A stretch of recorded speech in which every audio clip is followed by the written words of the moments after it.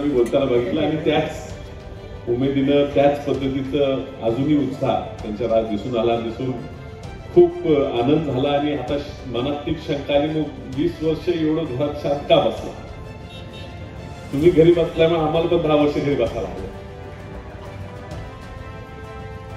बबन दादा आज खूप छान बोलले. त्यांनी सांगितलं की 40 वर्षापूर्वी जवळजवळ 40 वर्षापूर्वी वसंतदादांच्या हस्ते ह्या ठिकाणी आप्पासाहेब बिंदाळे साहेबांचा पुतळ्याचं अनावरण वसंतदादांच्या हस्ते झालं आणि आज त्या सुशोभीकरणाच्या कार्यक्रमात जवळजवळ 40 वर्षानंतर आज आम्ही त्यांची तिसरी पिढी म्हणून आणि आप्पासाहेब बिंदाळेंची तिसरी पिढी म्हणून सविनय सागर आम्ही एकत्रितपणे आज हा सुशोभीकरणाचा कार्यक्रम घेतो. हे निश्चितच एक खूप आनंदाचा क्षण आहे आमच्यासाठी सुद्धा की ह्या जनतेनं आज एवढ्या वर्षाने सुद्धा आम्हा दोन्ही कुटुंबांना त्या चांगल्या स्थितीत ठेवलेलं आहे, आम्हाला प्रेम दिलेलं आहे, त्यामुळे शक्य झालं. विचार करा काय दोन लोकांच्या मैत्री प्रेम असेल. आप्पासाहेब बिंदाळे मूळ त्यांचं गाव पलूस तालुक्याच्या अंकलकोट आणि सांगलीतून ते स्थायिक झाले. वसंतदादांबरोबर सामाजिक क्षेत्रात राजकीय क्षेत्रात काम करू लागले. वसंतदादांच्या सोबत काम करत असताना वसंतदादांच्या नावाने एखादी संस्था असावी ह्या हेतून त्यांनी त्यांचे सहकारी व त्यावेळेला अण्णासाहेब मगदूम होते, त्यावेळेला बाळाबा हरी पाटील होते, राजूराव जगताप होते, मला वाटते अजून बापूसाहेब जमादार होते. अशी वेगवेगळी लोक एकत्रित एक संस्था त्या ठिकाणी त्यांनी स्थापन केली आणि वसंतदादांच्या नावाने ह्या ठिकाणी पुन्हा एक आयुर्वेदिक मेडिकल कॉलेजची स्थापना सुद्धा केली. की त्या दोघांची जी दोस्ती होती, जी मैत्री होती, प्रत्येक गोष्ट एकत्रितपणे करायची, प्रत्येक राजकीय प्रवासात ते एक संघपणे लढायचे. मला वाटते 67 साली आप्पासाहेब बिंदाळे साहेबांना पहिल्यांदा या ठिकाणी आमदार म्हणून, सांगलीचा आमदार म्हणून संधी त्यावेळेला मिळाली. त्या निवडणुकीत सुद्धा खूप संघर्ष झाला. त्याची कारणं खूप होती. इतिहास आता खूप लोकांना माहिती आहे, आम्ही ऐकूनच आमचा जन्म झाला नव्हता, पण त्यावेळेस सुद्धा खूप संघर्ष झाला, विरोध झाला आणि वसंतदादा स्वतः त्या ठिकाणी बसून राहिले की माझा मित्र कुठल्याही परिस्थितीत त्या ठिकाणी निवडून आला पाहिजे आणि त्या निवडणुकीत त्यांना चांगला विजय त्या ठिकाणी मिळवता आला. त्यावेळेला अति इतिहास सगळा तुम्हाला सांगता येत नाही का, त्यात बऱ्याच अडचणी असतात, पण सत्तू भाऊ त्यावेळेला काही गावांनी आप्पासाहेब बिंदाळे साहेबांना मतदान कमी दिलं आणि त्यावेळी दादांनी तो राग जवळजवळ एक दशकभर ठेवला होता की माझ्या मित्राला तुम्ही मतदान कमी का केला. ती गावं सुद्धा मतदारसंघातनं बाहेर गेली. गावाचं नाव सांगत नाही का, आपली जात आता आपण सगळे एकत्र आहे, पण एवढं प्रेम त्या दोघांचं होतं. दोघांसाठी एवढं आपल्या मित्रासाठी भावासारखं प्रेम त्यांनी केलं आणि तेच प्रेमाचा परतावा करायचं म्हणून वसंतदादांच्या नावाने एक संस्था काढायची, ती मोठी करायची हा त्यांनी निर्णय घेतला.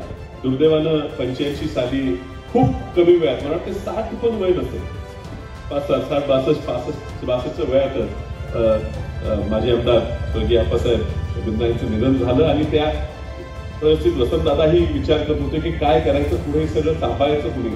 आणि त्यावेळी बबनदादांनी पुढाकार घेतला. खूप त्यांचंही तरुण वय होतं, कवळ वय होतं. त्यांच्या वडिलांचे जे स्वप्न होते, जो हेतू होता की ही संस्था आपण काढायची, ह्या संस्थेतनं सामान्य तरुणांना, सामान्य मुलांना शिक्षण द्यायचंय, पुढे काहीतरी करायचं आहे, मदत करायची, हा हेतू जो आप्पासाहेब बिंदाळे साहेबांचा होता तो पुढे नेण्याची जबाबदारी त्यावेळी बबनदादांना आली. बबनदादा आप्पासाहेब बिंदाळे वारल्या दादा 2-4 वर्षात वसंतदादाही मयत झाले आणि त्यामुळे प्रकाश बापूंवर आणि बबनदादांवर खूप मोठी जबाबदारी त्या संस्थेची आणि इतर राजकारणाची सुद्धा आली.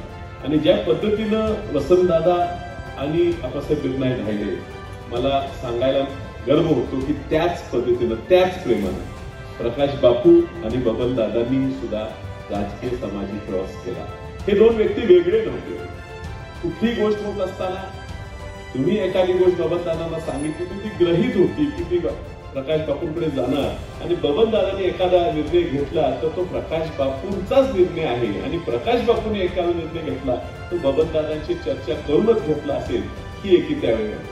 प्रसंगी आमच्या घरात सुद्धा राजकारणात प्रकाश बापूंची सुद्धा एक खूप चांगली इच्छा होती की ज्या पद्धतीने बबनदादांनी ही संस्था चालवली, वसंतदादा बंडूजी पाटील ट्रस्ट ज्या पद्धतीने चांगला चालवला, नवीन नवीन ह्या ठिकाणी संस्था आणल्या, शाळा आणल्या, ह्या ठिकाणी नवीन कॉलेज आणले, ज्या पद्धतीने ह्या ठिकाणी संस्था चालवत होती, ज्या पद्धतीनं भारत सहकारी बँक जी नंतर शेतकरी सहकारी बँक झाली, नंतर त्याला वसंतदादा शेतकरी सहकारी बँकेचं नाव सुद्धा दिलं, ती बँक सुद्धा बबनदादांनीच पुढे चालवावी, जेणेकरून ही आर्थिक संस्था तर लोकांचे ठेवी आहेत, सामान्य कुटुंब त्या ठिकाणी कर्जासाठी येतात, त्यांचे आयुष्य त्या ठिकाणी घडवले जातात, ही संस्था सुद्धा बबनदादांनी चालवली पाहिजे, ही प्रकाश बापूंची खूप प्रामाणिक इच्छा आहे.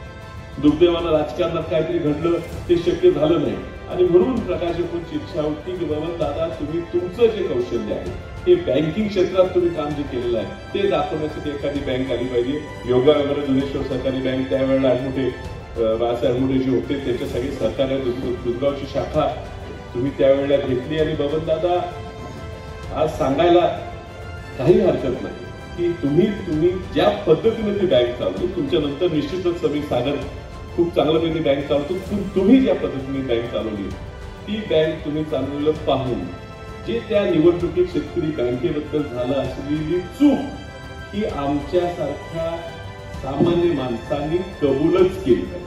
कदाचित आज सुद्धा त्या बँकेवर बबनदादांना त्यावेळेला जर संधी मिळाली असती तर ती वसंतदादांच्या नावाची असलेली बँक ही राज्यात आज 1 नंबरची बँक घडली असती, हे मात्र आज तुम्हाला सगळ्यांना मी सांगतो. आणि हे दादांनी करून दाखवलं. पण दादांनी कुठल्या गोष्टीत मन लावून आपण काय जबाबदारी घेतलेली, आपलं काय काम आहे ते काम प्रामाणिकपणे करायचं प्रयत्न. जिल्हा परिषदेला सुद्धा प्रकाश बापूंची इच्छा होती की आप्पासाहेब बिरनाळे साहेब आमदारकी त्यांची 5 वर्ष टर्म झाल्यानंतर आमदारकी नंतर जिल्हा परिषदेचे अध्यक्षपद त्यांनी स्वीकारावं, वसंतदादांची इच्छा होती. जिल्हा परिषद अध्यक्षपद ते आप्पासाहेब बिरनाळे साहेबांनी स्वीकारलं. जे त्यावेळेला क्रांतिकारी निर्णय त्यांच्या काळात झाले, अध्यक्षपदाच्या काळात झाले, ते आजही नावाजलेले आहे. आणि म्हणून त्या ठिकाणी त्यांचे चिरंजीव म्हणून बबनदादांनी गेलं पाहिजे, प्रकाश बापूंची इच्छा होती. म्हणून जिल्हा परिषदेला मला वाटतं 97 साली बबनदादांना कवठेपरान जिल्हा परिषद मतदारसंघातनं उमेदवारी दत्तांना तिथं मागे पुढे दिसतात. त्यावेळेला सुद्धा कवठेपरान मतदारसंघातनं राजकीय भाऊ अशी परिस्थिती होती की टार्गेट बबनदादा बिरनाळे पडले म्हणजे प्रकाश बापूचा पराभव असं करून सगळ्यांनी मिळून टार्गेट केलं की बबनदादा बिरनाळे जिल्हा परिषदेला त्या ठिकाणी पराभूत झाले पाहिजे. पण त्यांचं वडिलांचा वारसा, कर्तृत्व, त्यांचे संबंध, त्यातनं त्या गावाशीच त्यांचा संबंध नाही, पण त्या कवठेपरानच्या गावाने सुद्धा, त्या आसपासच्या गावाने सुद्धा चांगल्या मताधिक्याने बबनदादांना त्या ठिकाणी जिल्हा परिषदेवर पाठवलं आणि प्रकाश बापूंनी, कदम साहेबांनी, देशमुख साहेबांनी मिळून त्या ठिकाणी बबनदादांना जिल्हा परिषदेच्या उपाध्यक्ष पदाची संधी त्या ठिकाणी दिली. आणि मी तुम्हाला सांगतो, अभिमानाने सांगतो की जी शिस्त जिल्हा परिषदेला बबनदादांनी लावली, कामाच्या पद्धतीत लावली, आज सुद्धा त्याची चर्चा ही जिल्हा परिषदेत होते. हे कर्तृत्व, हे आप्पासाहेब बिरनाळेंचा वारसा म्हणून हे बबनदादांनी दाखवलेलं आहे. आणि म्हणून आम्ही सांगतो, बबनदादा 20 वर्ष का घरी बसला, तुमची जबाबदारी तुम्ही झटकू नका. आता ती तुम्ही समीर आणि सागरवर दिलेली आहे. मी कौतुकाने सांगतो की दोन्ही मुलं समीर आणि सागर त्यांच्या आजोबांसारखे, त्यांच्या वडिलांसारखी कर्तृत्ववान आहे. प्रत्येक पिढी एक पाऊल पुढे जाईल, तसं प्रत्येक पिढी पुढे जात गेलेली आहे. आप्पासाहेब बिरनाळेंनी जे केलं त्याच्या एक पाऊल पुढे जायचा प्रयत्न बबनदादांनी केला. आणि या सागर, समीर आहेत, ज्या पद्धतीने ते संस्था चालवतात. आज इंडिया गार्मेंट सारखी संस्था, बबनदादा ज्या वेळेला सागर तिथे जाऊ लागले, जी प्रगती झाली, आज देशभरात त्या संस्थेचं नाव तुम्ही त्या ठिकाणी केलेलं आहे. फक्त एवढी लोक नोकरीला आहेत हाच विषय नाही, पण करोनाच्या काळात सुद्धा कोट्यावधी पीपी किट्स निर्मिती ही आपल्या सांगली जिल्ह्यात झाली. लोक विमानाने फिरत होते, अंगावर घालून फिरत होते, ते सांगलीच बनलेलं घालत होते. हे तुम्ही निर्माण केलेली संस्था, बबनदादांनी निर्माण केलेली संस्था आज सागर यांनी पुढे नेली. बँक सुद्धा जी तुम्ही आता दिली, त्याचं मॉडर्नायझेशन, नवीन पिढीला, नवीन जगाला, नवीन युगाला जगलं पाहिजे, केलं पाहिजे, वागलं पाहिजे, त्या पद्धतीने आज त्या ठिकाणी तुमची मुलं तुमच्या पुढे येत आहेत. तुमचं त्यांना निश्चितच मार्गदर्शन आहे, म्हणून हे सगळं शक्य होते. खूप काय बोलायचं आहे का, हे दोन कुटुंब हे वेगळे नाही, हे आमची जीवनात हे असेच चालू राहावेत, पुढच्या पिढीत चालू राहावेत आणि लोकांनी तेच आम्हाला प्रेम करत राहावं. आमदार साहेब, तुम्ही या ठिकाणी दोघंही आहात आणि निश्चित आपली सगळ्यांची जबाबदारी आहे. इथं मला वाटत नाही ते आपल्याकडे काय मागतील, का आमची किती जरी सत्ता असली तरी बबनदादा काय मागायला येत नाही. आणि 1ही रुपयाचं कर्ज ह्या कुठल्याही संस्थेत काढून कधीही काही केलं नाही. स्वतःचा संसार सुद्धा त्यांनी ह्याच्यावर कधी अवलंबून ठेवला नाही. त्यांनी स्वतःच्या व्यवसायातच केलं आणि म्हणून ह्या संस्थेवर त्यांचं घर चालत नसल्यामुळे हे संस्थेतनं जे मिळते ते या संस्थेतच गुंतवलं जाते. म्हणून ही संस्था वाढत गेलेली आहे. हा आदर्श आम्ही सगळ्यांनी घेणं हे अत्यंत गरजेचं आहे. आणि म्हणून पृथ्वीराज पाटील साहेबांनी सुद्धा यावेळी सांगितलं की ह्या ठिकाणी पुढच्या काळात पुन्हा सुद्धा ह्या सांगली विधानसभा मतदारसंघात आमच्या कुटुंबाचं सरकार राहील. बिरनाई कुटुंबातला कोणी इच्छुक असेल तर 100% त्याला पाठिंबा नसेल तरी तुमची शिफारस केली तर तुम्हालाही पाठिंबा असेल असं या ठिकाणी सांगतो. पण सागर आणि सगळी सुद्धा आता सामाजिक क्षेत्रात त्यांच्या आजोबांच्या पावलावर पाऊल टाकून, त्यांच्या वडिलांच्या पावलावर पाऊल टाकून येणं गरजेचं आहे. आज खऱ्या अर्थानं नसताना घराला सुद्धा गरज आहे की चांगल्या लोकांनी, चांगल्या तरुणांनी, एक चांगलं नाव असलेल्या खानदानी घराण्यातल्या लोकांनी आता समाजसेवेसाठी बाहेर आला आहे. तुमच्यातनं न कळत तुम्ही राजकारणात न राहून सुद्धा बँकेच्या माध्यमातून, या शाळेच्या माध्यमातून, शिक्षण संस्थेच्या माध्यमातून खूप गोरगरिबांची, सामान्य मुलांची सेवा होते. मला अभिमान वाटतो ज्या वेळेला मला फोन येतात एखाद्या ऍडमिशनसाठी, कॉलेजच्या शाळेच्या कौतुकासाठी की ज्या वसंतदादांच्या नावाने, माझ्या आजोबा नावाने संस्था आहे ती एवढी कौतुक लोक करतात. लोक भांडतात, ऍडमिशनसाठी परीक्षा घ्यायला लागतात. एवढ्या मुलांची ह्या ठिकाणी गर्दी आहे की निश्चित त्या संस्थेचं वसंतदादा नाव आहे. तुमच्या कर्तृत्वामुळे वसंतदादांचं नाव मोठं होत झालंय, ह्याचा मला अभिमान आहे. म्हणून त्याबद्दल तुम्हाला सर्वांचे मी आभार मानतो.